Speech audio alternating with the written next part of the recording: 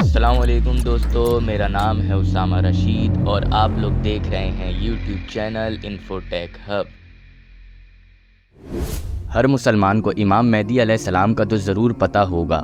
جن کے بارے میں رسول اللہ صلی اللہ علیہ وسلم نے آخری زمانے کے لوگوں کے لیے خوشخبری سنائی تھی کہ قیامت تب تک ظاہر نہیں ہوگی جب تک اللہ تعالیٰ امام مہدی علیہ السلام کو اس دنیا پر ظاہر نہ کر دے اور ان کے ذریعے اسلام کو پوری دنیا میں نافذ نہ کر دے۔ تمام اسلام دشمن ملک ہر طرح سے مسلمانوں اور اسلام کا مذاق اڑاتے دکھائی دیے ہیں، کبھی کسی مارچ میں تو کبھی قرآن کی بے حرمتی کرتے ہوئے تو کبھی مووی اور گانوں میں، لیکن اس دفعہ تو ایک مووی میں امریکہ نے اپنے تمام حدیں پار کر دیں۔ امام مہدی علیہ السلام اتنی بڑی اور معتبر شخصیت ہیں کہ ان کا کوئی مسلمان مذاق اڑانے کا تصور بھی نہیں کر سکتا، لیکن اس دنیا میں جیسے رسول اللہ صلی اللہ علیہ وسلم کا مذاق بنایا جا رہا ہے، قرآن کی بے حرمتی کری جا رہی ہے، ویسے ہی امام مہدی علیہ السلام کا بھی اب مذاق بنایا جا رہا ہے۔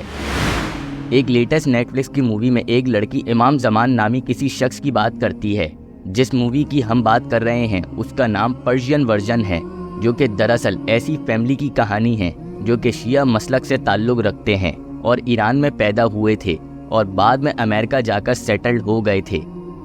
اس فیملی کی ماں در حقیقت میں ایک ورکنگ وومن ہوتی ہے اور اس کی بیٹی جس کا نام لیلا ہے وہ اسلامی کلچر سے بہت تنگ ہوتی ہے اور وہ امریکہ میں رہتے ہوئے ہر وہ کام کرتی ہے جو کہ ایک ویسٹرن ممالک کرنے کی اجازت دیتا ہے۔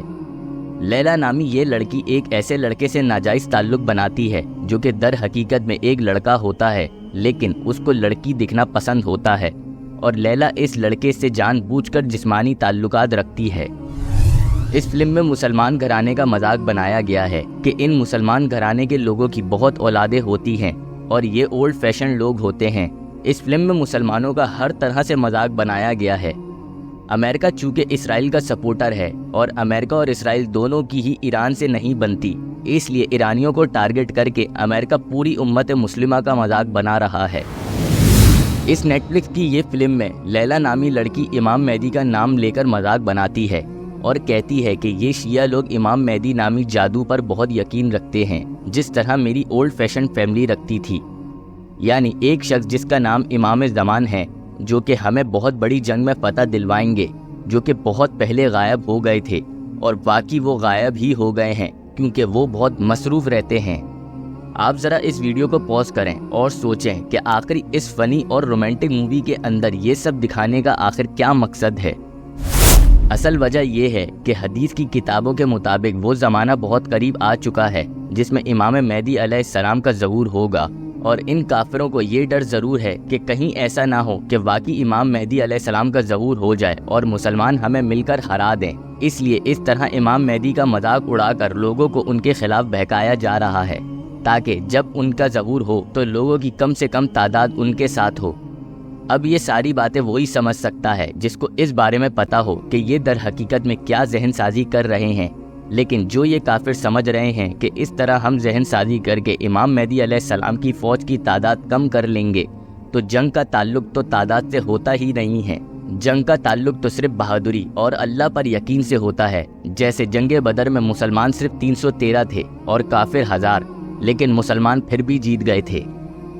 ہم مانتے ہیں کہ امت مسلمہ بہت کمزور پڑ چکی ہے اور مسلمان بڑی بڑی ریاستوں کے بادشاہ خود اسرائیل اور امریکہ کے غلام ہیں، لیکن اس کا مطلب یہ نہیں کہ ہمارے دین کا مذاق بنایا جائے۔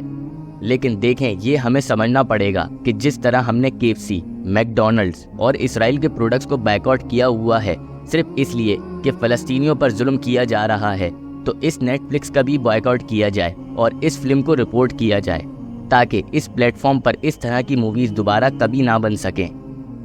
یہ بات تو حقیقت ہے کہ ایک وقت آئے گا کہ آخر امام مہدی علیہ السلام کا واقعی ظہور ہوگا اور امام مہدی علیہ السلام کی فوج ایک بہت خطرناک جنگ لڑے گی اور ان یہودیوں میں سے کوئی بھی باقی نہیں بچے گا۔ اگر آپ لوگوں کو ہماری یہ ویڈیو پسند آئی ہو تو لازمی ہمارے چینل کو سبسکرائب کر دیں۔ ابھی کے لیے ہمیں دیں اجازت، اپنا بہت سارا خیال رکھیے گا۔ اللہ حافظ۔